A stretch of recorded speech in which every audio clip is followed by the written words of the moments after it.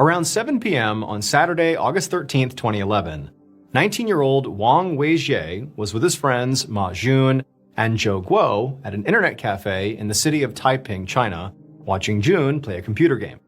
Now, Weijie and his friends went to this cafe a lot, and today they had literally been there for hours by this point.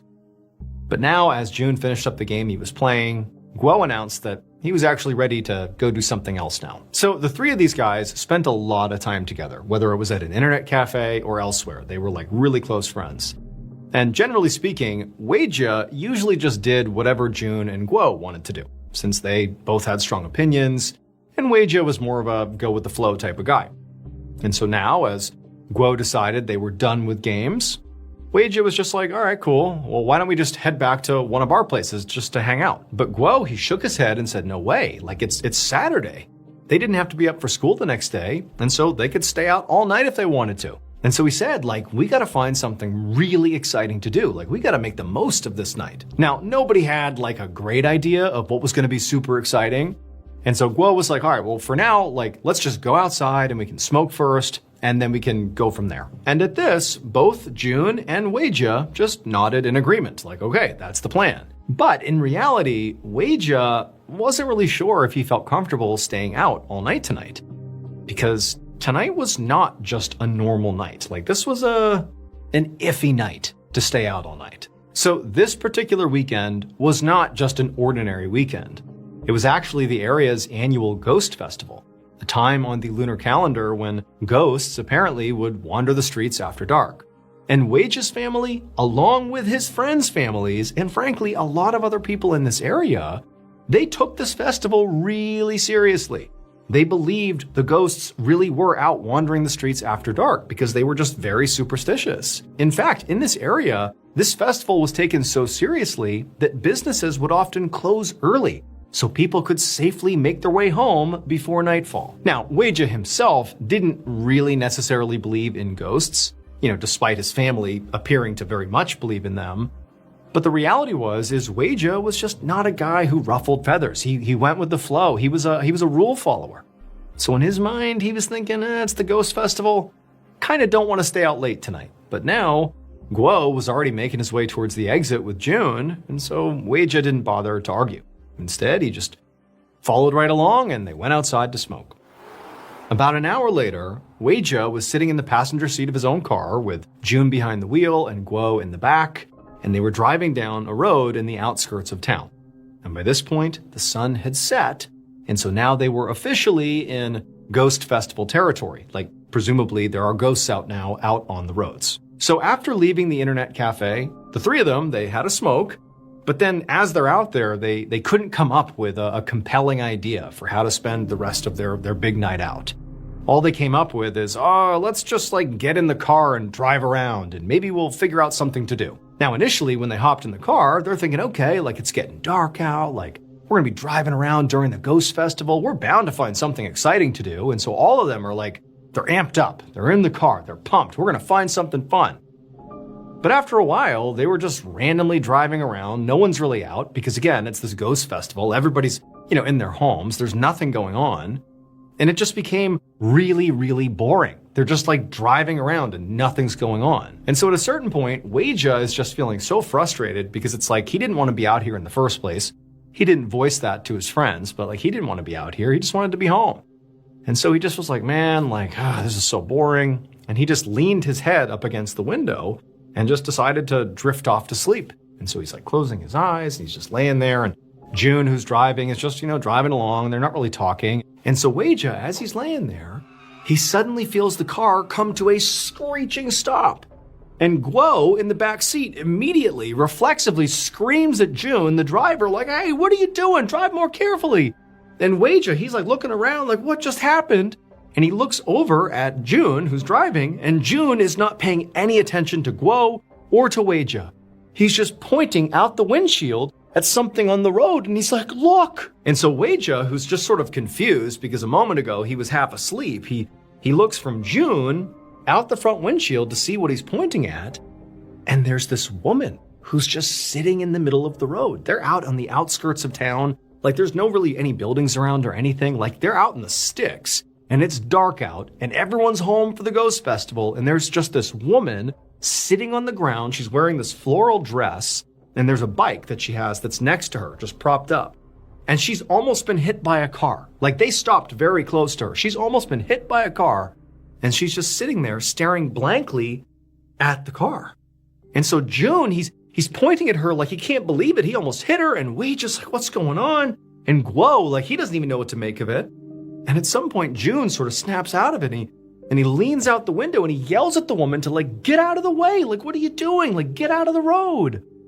But the woman didn't budge. She just sat there staring at them, just on the ground, not a care in the world, just looking right at all three of them.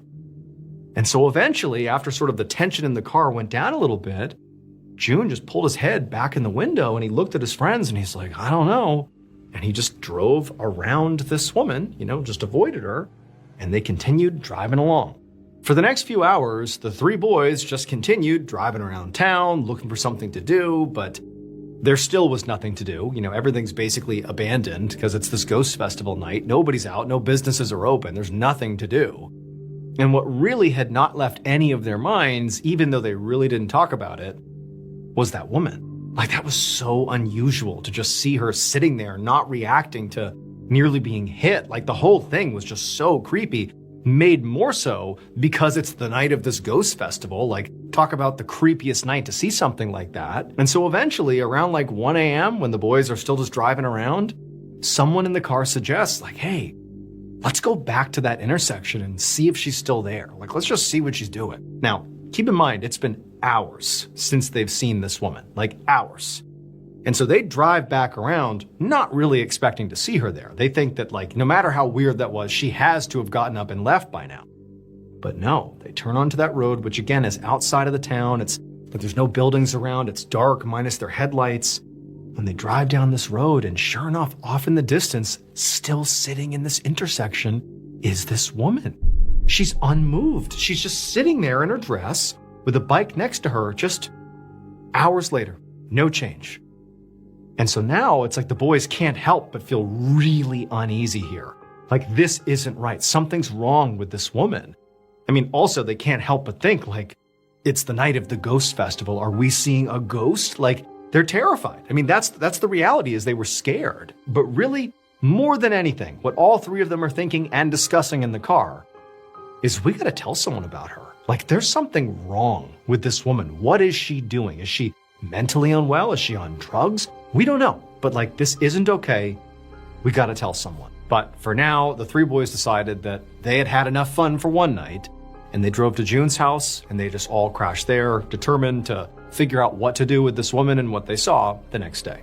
And so several hours later, the boys wake up, they make their way into the kitchen because they can hear June's mom is in there making breakfast, and right away, June tells his mom what happened the night before. And as he's regaling her in the details of the story, June and Guo also chimed in with their perspective.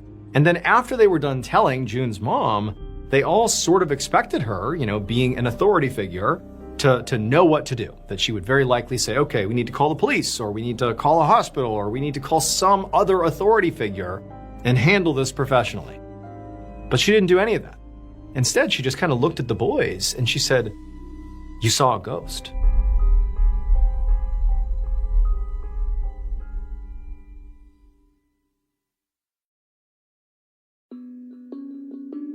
Now, at first, all three boys were just shocked at how confidently and calmly she said this. I mean, of course they knew about the annual Ghost Festival. And of course, people in this town were very superstitious, including their own families. They knew this meant a lot, this festival.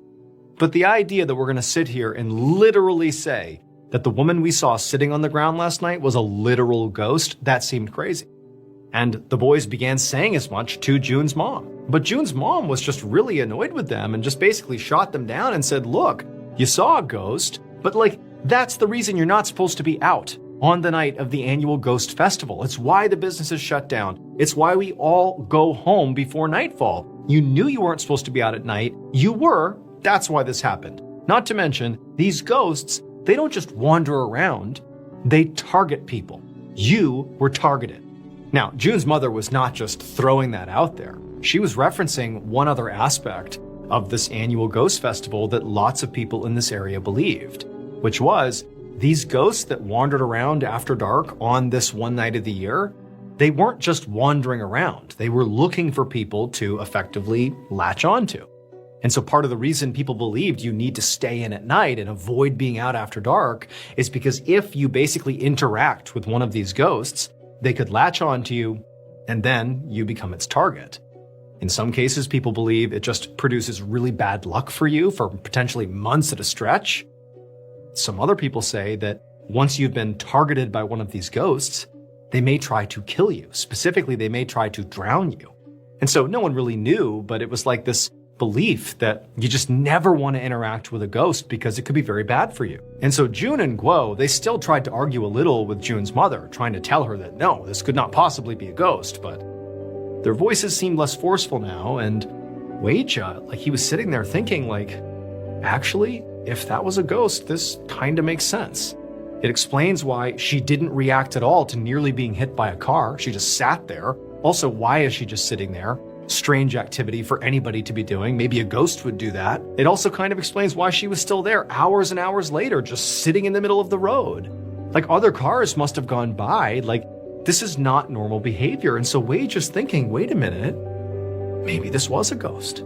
However, just as Weijia really started to feel almost sick with worry about, the seriousness of what had happened, he heard June's mom tell them, don't be afraid. She said, look, I know exactly what you need to do to stay safe. Later that same day, Weijia parked his car at a cemetery that was near June's house. And after he parked, he and June got out while Guo stayed behind in the car. All three of them were very tense. They were very anxious. And as Weijia scanned the headstones and looked over at a cornfield that was next to the cemetery, all he was thinking is this ghost woman is going to appear at any moment and she's going to do something to us. But she didn't. And so eventually, Weijia and June began walking down the path that would lead them through all the gravestones, basically deeper into the cemetery. So the reason these two were here and now walking into the cemetery is because they were following June's mother's advice for how to stay safe now that they had potentially come in contact with this ghost. And so they had gone out and acquired a stack of ghost money, and now they were going to go spend it. So ghost money is a kind of paper sheet in China that typically is burned when a loved one dies. The idea is when you burn this money, it sort of goes to the deceased loved one, and then they have money for the afterlife. You're basically giving your deceased loved one currency for the afterlife.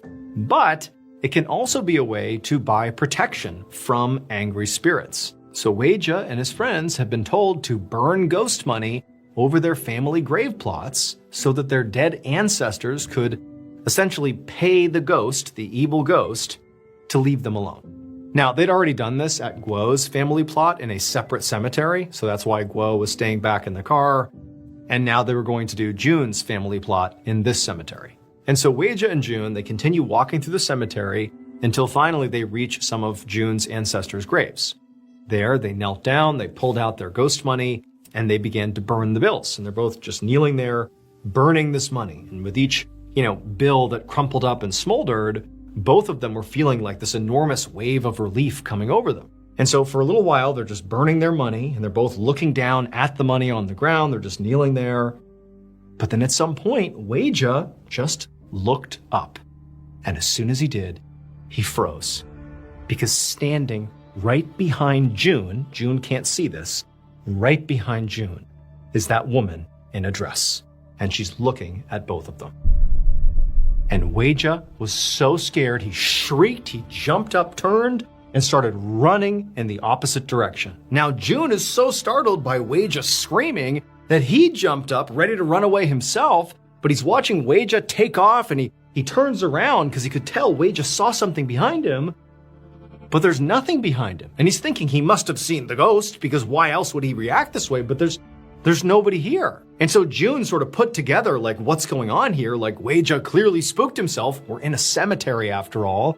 And he sees Weijia, and he's running, and he disappears into the cornfield that was next to the cemetery. He's just gone, just running, he's gone. Now, this cornfield was pretty massive. It had not been harvested, so the stalks were really tall. And clearly, Weijia was on a mission, and so June was not about to just chase after him. Instead, he ran back to the car and he grabbed Guo first, and the two of them went after Weijia. However, when they got to the cornfield and actually went inside of it, they quickly realized it was going to be really hard to find anything in this cornfield. I mean, the stalks are so thick and tall, it's so dense. I mean, every step was so slow and difficult, and they're calling out for Weijia, but there's no response. And so after several minutes of only moving, like 10, 15 feet or so into this cornfield, making no progress, the two of them are like, what happened to him? Like, either the ghost got him, or like maybe he's in hiding somewhere. Maybe he's convinced that the ghost is nearby and he's just being quiet and he's in hiding and he's somewhere in this cornfield, but we got to find him. And so the two friends, they back out of the cornfield and they end up calling a bunch of their friends to meet them at this cornfield and help them look for Weijia. So all these friends, they eventually arrive, and all day and into the night, these friends search this cornfield. They're looking everywhere for Weijia. Everyone's screaming his name, but there's no sign of him. 3 days later, and Weijia still had not been found. Now, by this point, the parents, Weijia's parents, had been told. They had told police. Police had looked for Weijia, but there was no sign of him. I mean, they were still out looking for him, but right now, like the talk of the town was, where is Weijia? Nobody knew. And so on this day, 3 days after the day that Weijia went missing, Jun was sitting in his room just feeling miserable. All he can think about is his friend and what happened to him. Like, he ran off after presumably seeing this ghost. Like, did the ghost get him? Like, all these horrible thoughts are going through his head. And Jun, as he's sitting in his room, he hears his mom call out to him, telling him there's a visitor. And so Jun, he gets up, he leaves his room, he goes to the front of the house, and he sees a police officer standing in the doorway. And this officer would tell Jun and his mother that they had found Weijia, and he was dead. His body was found in a lake that was not far from the cemetery, and that he had drowned. Jun is completely shocked. I mean, on the one hand, he sort of was expecting bad news at this point. I mean, basically everybody was.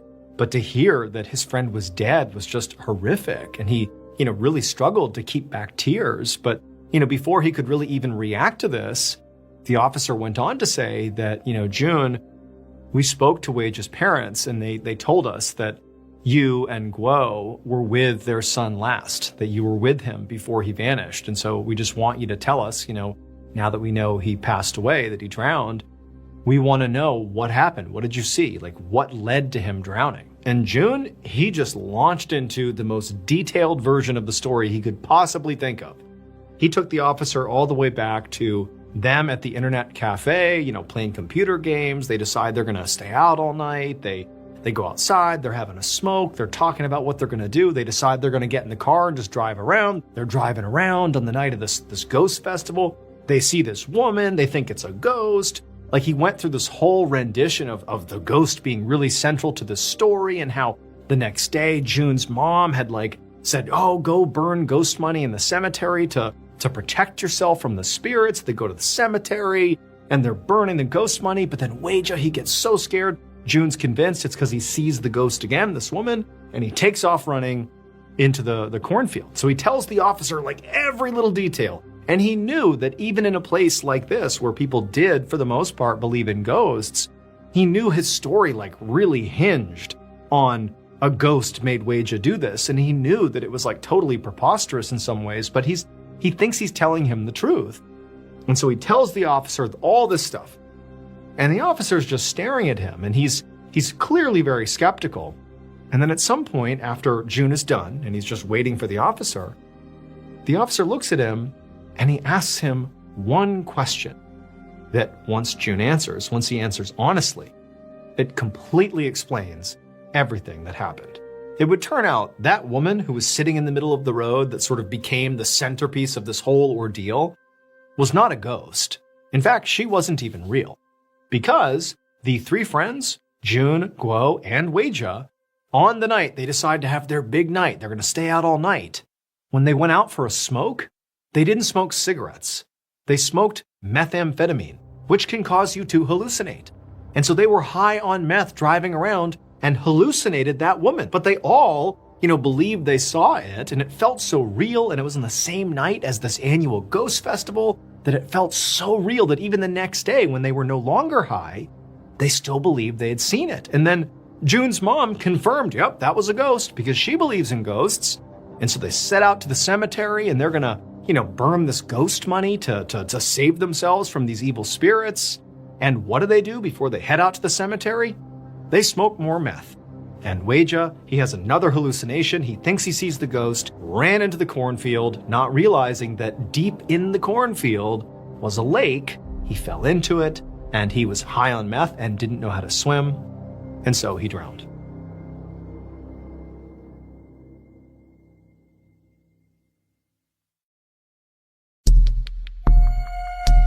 And now let's get into our second story called A Wild Night Out. On the night of August 28, 2004, a 21-year-old named John Hutcherson leaned over a bar in Marietta, Georgia, and asked the bartender for another beer. John, by this point, had completely lost track of how many drinks he had had in the past few hours, but he was sure it had been a lot, because by this point the room was starting to spin. However, he had no plans to stop drinking anytime soon. After all, it was only midnight, which was very early for John, and he was having a great time, and the bar was packed, and there was loud music playing, and John was also on a winning streak, playing pool. And so while he waited for his beer, John looked over at the pool table. He had left his best friend Frankie there a few minutes ago, but now, as he was looking over there, he didn't see Frankie anymore. So John and Frankie had been very close ever since high school, and this night out they were having was sort of like a typical Saturday for them. Every week they would meet at this bar, they would get exceptionally drunk, and they would basically stay out all night. But on this night, they were both a lot drunker than usual, and now Frankie was gone. And so as John very drunkenly looked around the bar to see if he could find Frankie, he noticed a girl he didn't recognize at the end of the bar. She was very cute, and she appeared to be smiling at him. And so, John sees her and forgets all about his friend Frankie being gone and just smiles back at this girl. And then a moment later, the bartender hands him his beer, and John's feeling really confident. He takes his beer and he begins walking towards this girl. However, before he actually reached her, he felt a hand on his arm, and he turned to see Frankie, who looked just awful. He looked so pale, he smelled like vomit.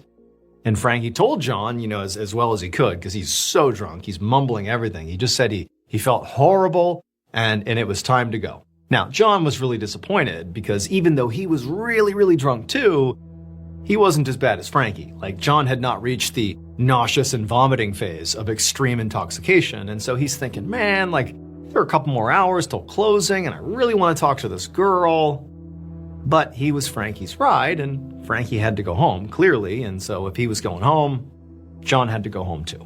So John just chugged his beer, put it back on the bar, and then he turned and kind of waved at the girl, being like, sorry, I gotta go. And then John pulled his car keys out of his pocket. And so John and Frankie, they head outside to the parking lot, and John goes to his truck and he climbs into the driver's seat. And as he's fumbling with the keys to start the car, Frankie had gone around to the other side and stumbled his way into the passenger seat. And even though he's wrecked drunk, he's totally out of it, Frankie looks over at John and sees him unable to even start the car, and he's like, hey, are you sure you're good to drive? And John looks over at Frankie and he's like, of course, I'm just fine. I do this every single week. We always get home safe. And so at this point, Frankie's like, all right, whatever, let's just go. And so John, he eventually manages to turn the car on, he throws it in gear, and he began to pull out of the parking lot onto the road. But as he did, he really had to squint his eyes just to see the road clearly. His whole world is totally spinning because of how intoxicated he was. And then as soon as he actually began driving down the main road on the way home, the first thing he did is he's hitting the curb and swerving back onto the road, but he was, basically steady. He's totally wasted, but he's basically hanging on. And then the rest of the drive was just a blur. John was white knuckling it the rest of the way. He's driving along, he sees the gas station that he always passed on the way home, so that's a familiar landmark. He's going the right way. He eventually passes a familiar billboard, but then at some point his eyes snap back into focus because he realizes he's swerving off the road onto the shoulder, but he swerves back just in time to avoid hitting a telephone pole. And he's like, oh man, I got this, stay focused. And then somehow, some way, eventually he winds up in front of Frankie's house. And so he drops his friend off, and then back on the road he goes, navigating now at this point, like with one eye shut. And he eventually finds his way to his parents' house where he was staying. And from there, he climbed out of his car, he walked up the driveway, he unlocked the front door, and then stumbled up to his room where he immediately just fell into his bed and passed out. The next thing John knew, he heard voices, and then he felt somebody grab his arm and shake him. And then when he opened his eyes, his vision was very blurry, but eventually it came into focus, and he saw that he was clearly in his bedroom, in his bed, on top of his blankets, but he had no idea how he got there. He looked down and noticed he was still wearing the same clothes he had worn the night before, but they were sticky and they were dirty.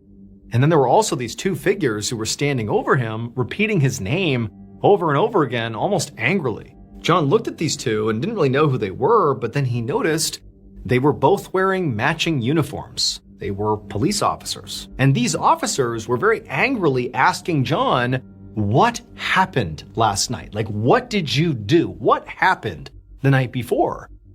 But John, he still is sort of trying to figure out what's even going on. He really doesn't have a good memory of anything that happened the night before. I mean, all he can just quickly remember is he was at that bar, he saw that girl, he drove Frankie home, he knew he was drunk on the ride home, but he got home. He didn't know what else they were trying to figure out about what happened the night before.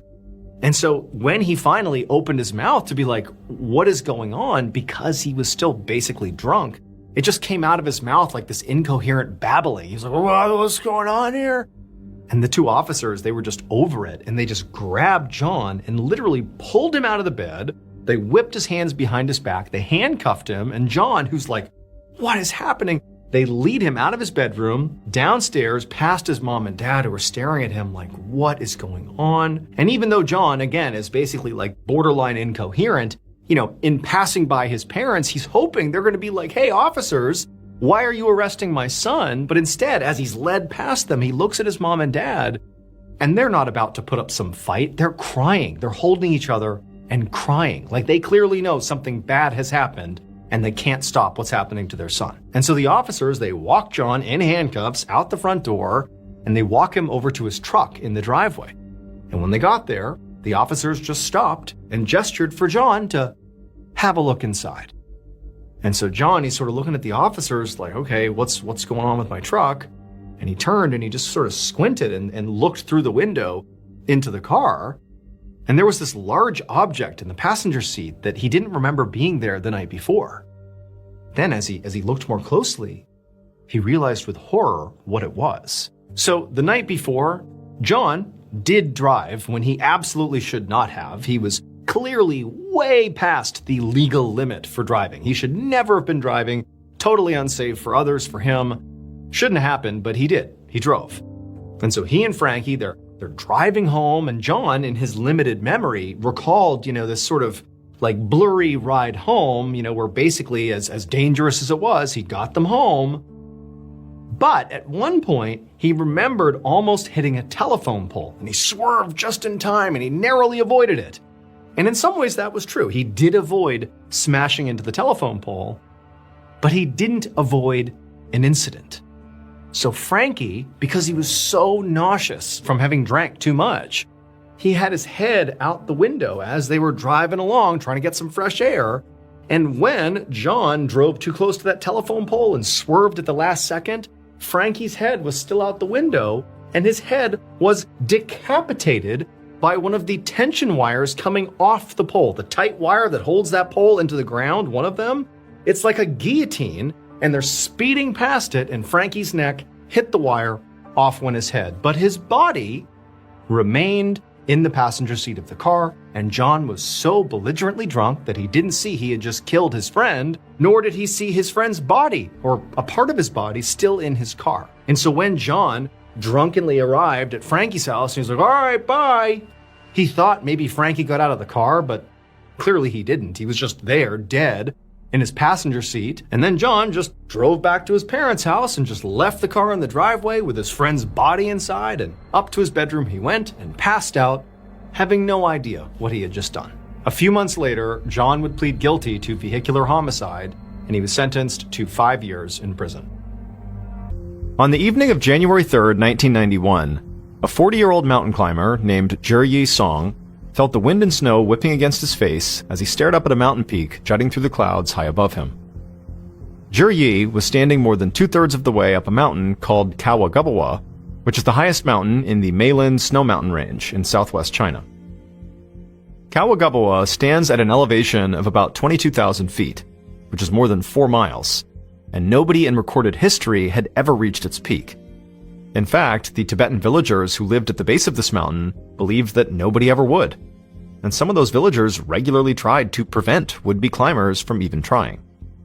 But Yi and the 17-member team of climbers he was helping to lead were determined to prove the villagers wrong, and to make history. They had started climbing this mountain a month earlier, and they were now closer to the peak of Kawa than anyone had ever gotten. Yi turned his gaze away from the peak and looked around the temporary camp where he and his team were planning to spend the night. He could see several climbers struggling to reinforce their tents against the snow and the wind. He and his team had chosen to climb at this time of year because it was known as the dry season, when major storms were actually rare. So Yi couldn't understand why the snow just kept coming down. He grabbed his radio off his belt and called down to base camp, which was a camp at the foot of the mountain where other members of the team provided weather information and support to the climbers. Yi told a base camp team member that the snow was still unbelievably falling hard up here. That team member reminded him that the climbers should clear snow away from their tents at least every 2 hours. Yi was about to respond, but just then, his radio cut out, and he heard this loud buzzing sound coming from it. He stared down at his radio, confused. This was the sound it made when it needed a new battery, but he had just put a new battery in. Yi fumbled with the radio, trying to fix it, but all he could hear was this buzzing sound, and then also, periodically, he'd hear the voice of the base camp team member cutting in and out. Yi communicated over the radio and wasn't sure if anyone heard it, but he said he was losing communication and he would try to contact them again later. Then Yi turned off his radio, clipped it to his belt, and the buzzing stopped.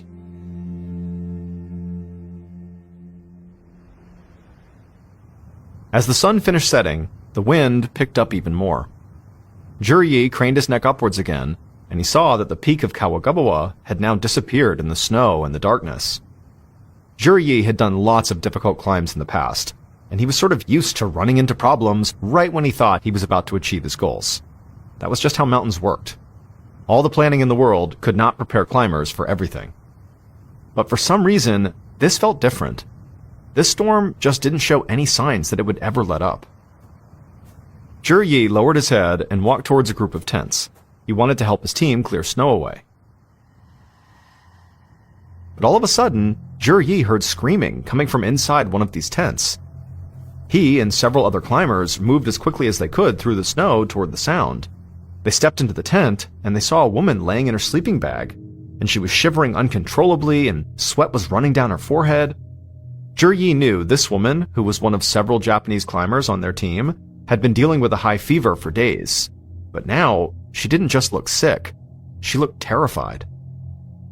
As soon as Yi entered the tent, the woman stopped screaming, and she just started muttering. Yi knew some Japanese, but he couldn't make out what she was saying. He looked around the tent, and he could tell that the other Japanese climbers who had come in were also confused by the woman's words. Yi turned to one of them and asked, what is she saying? And in a little more than a whisper, the climber told Yi the woman was saying, "Something is coming." Later that night, the storm began to reach blizzard conditions as Yi made his way around the camp, checking on his team. As bad as the weather had gotten, and as alarming as the screaming Japanese woman had been, Yi refused to panic. He believed if everyone just stayed calm and prepared, they could make it through the night. But he quickly realized he was the only one who felt this way. Each climber Yi spoke to seemed as frightened as the woman with the fever.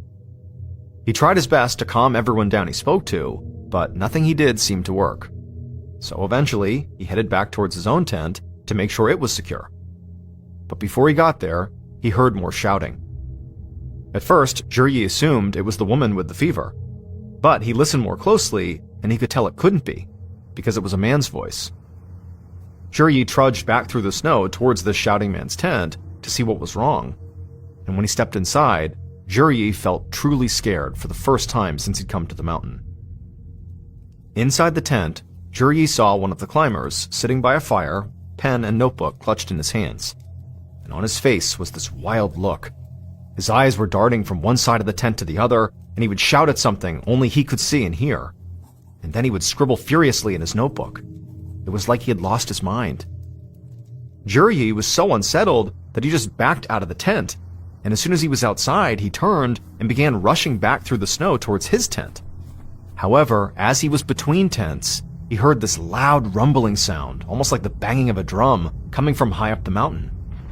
He froze where he was, terrified, and he heard the sound of trees cracking and splitting, and he knew this must be it. This is the avalanche. However, when Zhi looked up the mountain, expecting to see a mass of ice and rock barreling down the mountain towards them, all he could see was the falling snow and the black night sky.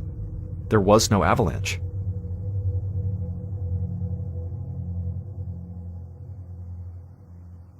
Early the next morning, January 4th, the snowstorm subsided, and the weather on Kawagabawa turned calm and sunny. A team leader down at base camp radioed up to Zhi to see how the climbers fared over the night, but Zhi didn't respond. So the team leader tried radioing the other members of the team that were up there with Zhi as well, but they too didn't respond. And so this team leader sent out a small search team to see if they could get a visual of Zhi and the other climbers he was with. However, remember, these climbers were thousands of feet up the mountain from base camp. So under the best of circumstances, it would have been really hard to look up and have seen them. And these were certainly not the best circumstances. There had been this huge snowstorm over the night, a snowstorm that really wasn't even supposed to happen this time of the year, which made getting a visual on Zhi and his team nearly impossible. And so this team leader quickly realized that if the climbers had gotten lost up on the mountain, he didn't have the resources to mount an effective search. So he quickly informed multiple government agencies that his team was missing, and then the government took over. That day, the Chinese government launched a massive operation on Kawagabawa. Professional search and rescue teams worked with volunteers on the ground, and airplane and helicopter pilots circled the mountain. But after 2 weeks of this daily intense searching, it became clear Zhi and the rest of the climbers, along with any remnants of their camp, had disappeared. On January 22nd, so 18 days after the climbers had gone missing, rescuers abandoned the search, and the government issued an official statement. The statement said that while massive snowstorms were indeed rare for this time of the year, they were not actually impossible to occur. So officials said the storm likely caused an avalanche that wiped out the camp and buried the climbers somewhere they couldn't be found. Now, this explanation was very logical, and for most people, it marked the end of this very tragic story. But not for the villagers who lived at the base of Kawagabawa. These villagers, who didn't think anyone would ever summit the mountain, and who actively tried to stop those that did, they did not believe the official statement. They had a story of their own, which they were certain was the real explanation for what had happened to the climbers. And when the government issued its statement, these villagers tried to tell people that the government was wrong. And so, when climbers and tourists from all over came to Kawagabawa, these villagers told them what they believed actually happened, and how it would happen all over again if anyone tried to reach the mountain's peak. Now, most people dismissed the villagers' story as rumor or superstition, and that was a reasonable way to react to this, until 7 years later, when 3 shepherds from the village made a terrible discovery.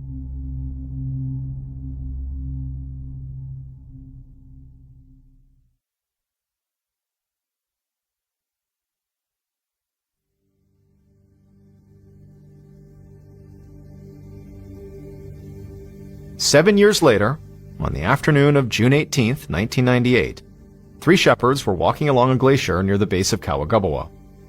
This glacier was 2.5 miles away from where Zhi and the rest of his climbers had set up their final camp. But the shepherds were not there to do any kind of search. This glacier was located near their village, and it was home to a temple that they often visited. So they were talking and walking towards the temple when, just up ahead of them, one of the shepherds spotted something bright and colorful sticking up out of the ice. The group was intrigued, and they began walking towards it, thinking it might be a prayer flag. But as they got closer, and this colorful object came into focus, the group went quiet. And then the shepherds also saw there were other colored objects just like this one scattered around the area. These objects were the bodies of the climbers who had disappeared from Kawagaboa 7 years earlier, still wrapped in the colorful coats they'd been wearing when they headed up the mountain. But what the shepherds could not have known in this moment was that buried under the ice with the bodies was a diary, which one of the climbers had used to record the events of the ascent. It belonged to the climber that Zhi Yi had seen shouting at an unseen force and scribbling furiously on the night they all vanished. And this diary would reveal that the stories the villagers told about Kawagaboa and the lost climbers were more than just legend.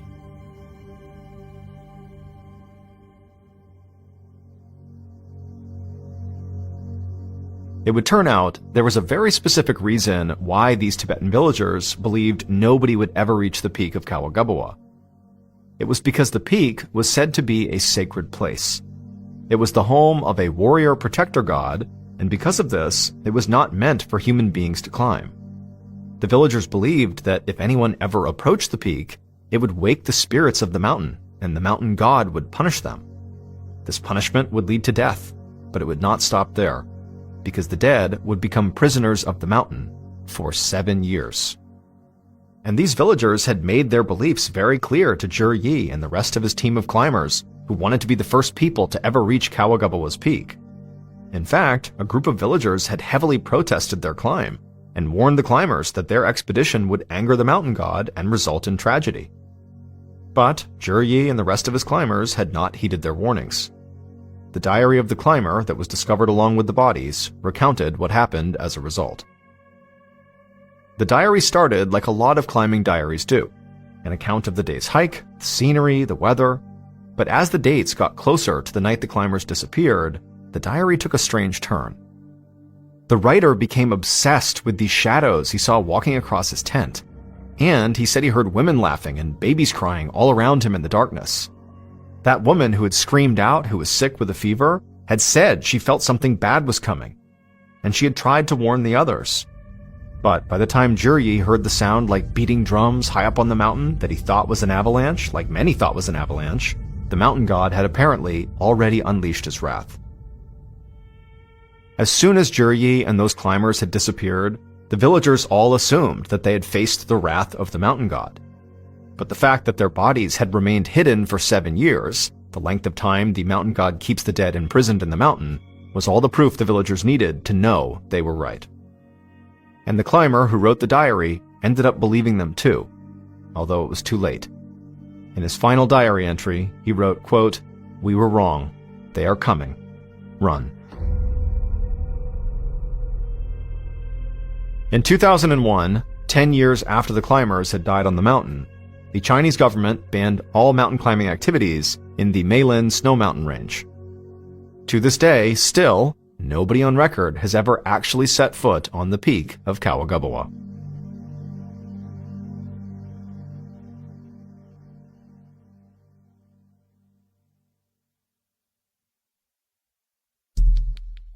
Our next story is called Something in the Bushes.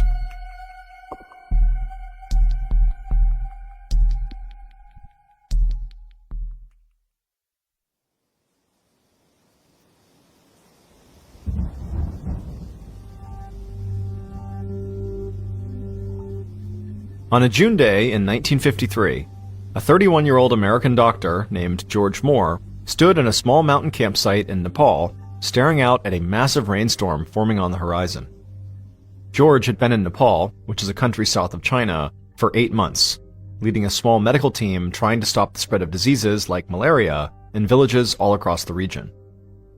This was groundbreaking work in 1953, and it was starting to make George famous back home in America. And here in Nepal, he had already become a trusted figure among the villagers, many of whom had never seen a person from the West until they met George. But right now, a group of these villagers were scrambling to get George out of their village. And this was because of the storm that George was looking at. One of the villagers pointed at the clouds and told George this was not a regular thunderstorm. The monsoons were coming. And once the monsoons hit, the only dirt road that led back to George's base in the city of Kathmandu would flood very quickly. And the horrendous rains could last for months, which meant if George wanted to continue his work stopping disease in other parts of this region, he would have to get out right now. George had known the monsoon season was coming, but it had arrived much more quickly than he'd expected, and so he and his team were sort of caught off guard. The journey out of the village was not something they wanted to undertake suddenly with so little preparation, because they didn't have a car. They literally had to walk out, and so they needed to be fully prepared. And also, this dirt road out of the village went through a deep forest where the locals claimed it was inhabited by terrible monsters. Now, while George did not believe in the supernatural, he did think that, fantastical stories about monsters often started because of real-life animal attacks. And so, monsters or not, the forest was definitely dangerous, especially since they again would be on foot. But George knew they really didn't have any other choice. They did have to go right now. George quickly gathered up first aid kits, medicine, and supplies and put them into a large pack. Then he reached down, pulled a revolver out of the holster on his hip, and spun the chamber to make sure the gun was fully loaded. And when he saw all 6 bullets, he knew he was as ready as he was going to be. George holstered his gun, thanked the villagers for their help, and then turned to lead his team out. But as he stepped onto the road, one of the villagers grabbed his arm to stop him. Then they pointed towards a spot on the mountain above the road that George and his team needed to take, and George looked up and saw large billows of smoke rising above the trees and into the sky. In a strained voice, the villager told him that no matter what, George and his team must not go anywhere near where that smoke was.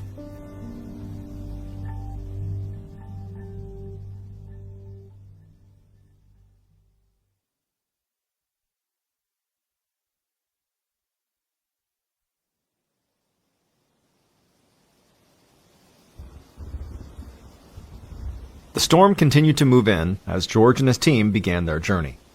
The men were getting wet and muddy, and the thunder was so loud it made their bodies feel like they were vibrating. But the rain really was not their biggest problem. Because by the time they had gotten maybe a mile or so from the village, a thick fog had rolled in and covered the entire road. And then suddenly, it was like the fog got so intense that George couldn't even see his team anymore. George did his best to try to walk as straight as he could, doing his best to stay on the road, but the fog at this point was so intense, he couldn't even see the ground, so he didn't even know if he was on the road. And then in the back of his head, he couldn't help but have this fear that because he didn't know where he was going and couldn't see his team, that he would unwittingly walk over to the place where that smoke was coming from. But he reassured himself that that couldn't possibly happen because the smoke looked really far away when they had set out, and this fog had only really rolled in for the last couple of minutes, so there's no way he could have gone all the way over there. But as George stumbled along, bumping into trees and feeling totally disoriented, the fog only seemed to grow thicker. The sound of the wind and the rain swirled around him, and George started to feel really disoriented, like he was in a dream or something. Then this horrific shriek cut through the pounding of the rain and the howling of the wind. It didn't sound like a person. It sounded like a wild animal, although George had no idea what kind it was. But George didn't need to know what this animal was to know it was a threat, and he needed to get away from it fast. So he turned and just began hustling in the direction away from the sound. But again, he could barely see. He was bumping into trees, he was stumbling on rocks. At this point, he knew he was well off the dirt road, but had no way of getting back to it. He didn't know where his team was, he called out to them, but didn't hear back. I mean, he's totally panicking at this point. And after a few minutes of trekking away from that shrieking sound, suddenly something huge and dark loomed up in front of George. For a second, he flinched, like somehow that shrieking animal had paced around him and now was stopping his way. But then he realized what he was seeing was actually this huge boulder. Frantically, he began climbing the boulder, thinking if he got to higher ground, he'd be safe from whatever was shrieking behind him. And as George climbed, he heard a voice call out to him. It was a member of his team. It was an entomologist. And amazingly, he was right behind George, standing at the base of the boulder. George just hadn't seen or heard him. The entomologist also seemed panicked and began climbing as well, and while he did, he shouted to George that he just heard movement coming from the plants. And so whatever animal was out here that this entomologist had also heard was clearly close by. George and the entomologist made it to the top of the boulder. They stood there, shivering and muddy, still surrounded by fog. George could feel his heart pounding, but he tried to hold his breath and not make a sound. The two men listened, trying desperately to hear any sign of this creature that had shrieked. But there was no more sound. It was silent. But seconds later, the men heard a new sound. It was like something was moving quickly through nearby bushes down below the boulder. George and the entomologist crouched down, trying desperately to see what was down there. And as they did, they saw the shadow run through the fog. On instinct, George put his hand on the grip of his gun, but he didn't draw, and now neither of the men moved a muscle. Then another noise came from the fog. George thought it sounded like grunts and teeth chattering. For a second, everything fell silent again. Then George heard heavy footsteps nearby. He started to shake with fear, but at the same time, he was desperate to see what was coming. So he leaned forward over the boulder as much as he could, trying to look down to see what this thing was. And suddenly, through the fog, he saw a pair of bright yellow eyes staring right back up at him. George tried to get back up, but it was like he was frozen. He just crouched there staring at the eyes in the fog.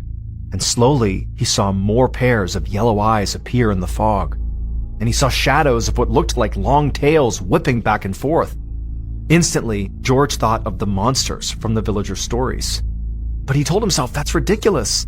These were clearly just langur monkeys. He reminded himself that he was a doctor, a scientist. There had to be a rational explanation. These were just animals. They couldn't be monsters. But then one of these creatures moved forward and put its claw on the boulder and began to climb up. And at this point, George finally got a clear look at it. He saw this thing stood at least 5 feet tall, much bigger than any of the langur monkeys or any other monkeys that inhabited this forest. And instead of fur, it had gray skin. But most terrifying was its mouth, which was unnaturally large, stretching almost from ear to ear. And it was filled with these sharp teeth, the same color as its eyes. And as this creature slowly began to ascend the boulder, George felt a level of fear he had never experienced. Something primitive from deep down inside of him. A single terrifying thought blared in his mind. These creatures are not of the natural world. These creatures are godly. Now George screamed and drew his gun. He was too afraid to aim it at the creatures directly, so he pointed it up into the air and began shooting. The creatures let out a chorus of these horrible shrieks, the same shrieks they had heard earlier. Then he watched as the creatures turned, and their shadows and their yellow eyes disappeared back into the fog. George and the entomologist stayed huddled on top of that boulder, too terrified to move, for what felt like hours. Those creatures did not come back, and eventually, the rest of George's team found him and the entomologist. The two men scrambled down from the boulder, and they joined the group. The team asked them what happened. They said that, George and the entomologist had gotten too far ahead of them in the fog, and they'd lost them. Then they heard the gunshots. But all George could say was, "We have to get out of here right now. I will explain later." And as the team set off again, George took a second and turned back around and looked in the direction of the boulder, where he and the entomologist had seen these creatures. And now that he had a little more perspective and the fog had cleared just a little bit, he saw something that he hadn't seen before. That column of smoke that he had been warned not to go anywhere near was coming up right from behind the boulder. He and the entomologist accidentally fled to the exact spot they were told not to go.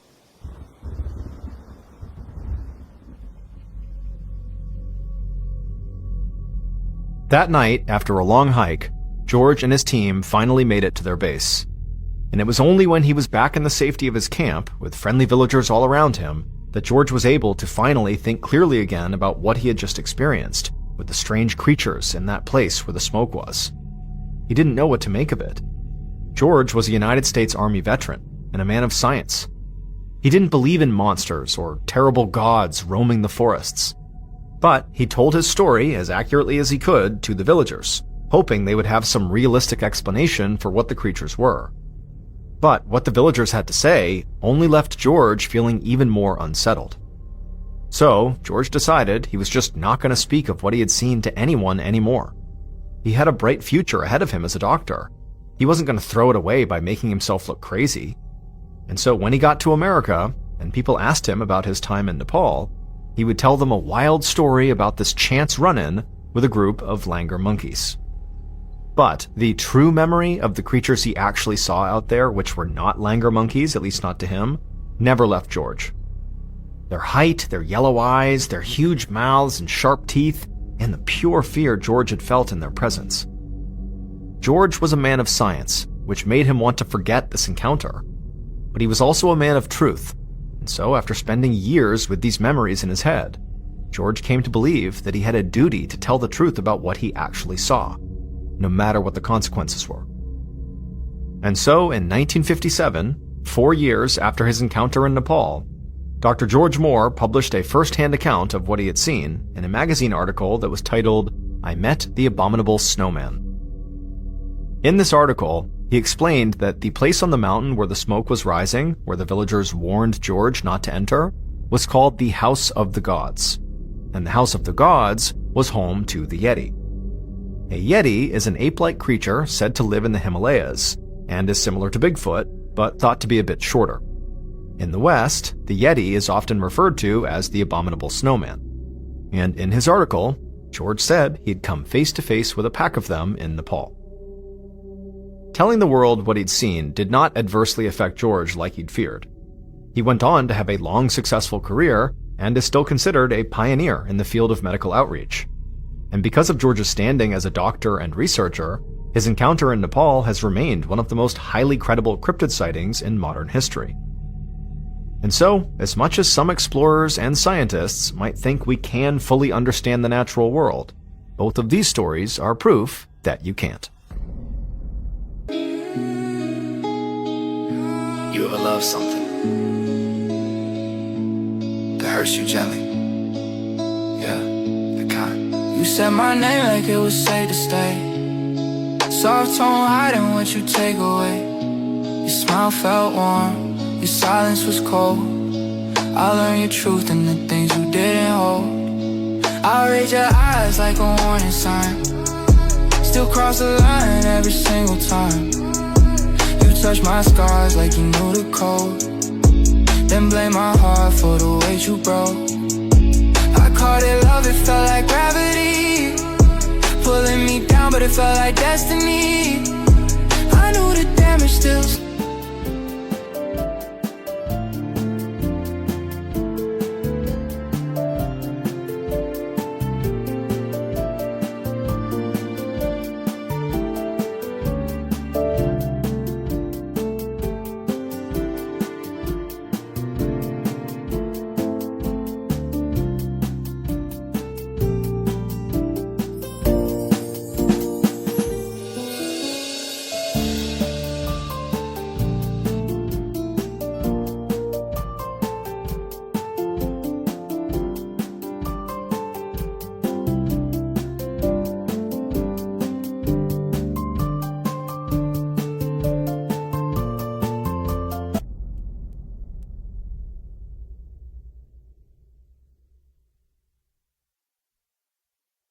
A quick note about our stories. They are all based on true events, but we sometimes use pseudonyms to protect the people involved, and some details are fictionalized for dramatic purposes.